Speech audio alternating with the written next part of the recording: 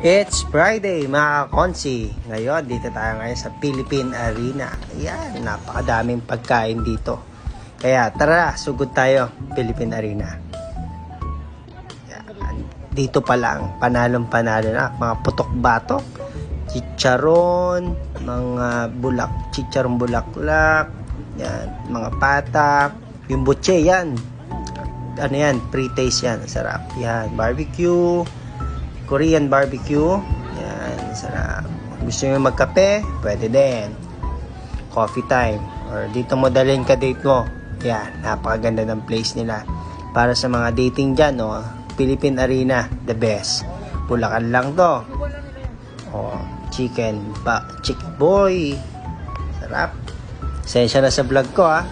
Oh, yan. Sarap yan. Diyan ako kumain. Napakasarap ng luto. To the walk. Yan, si chef dalawa silang magaling na chef. Ayan, napakasarap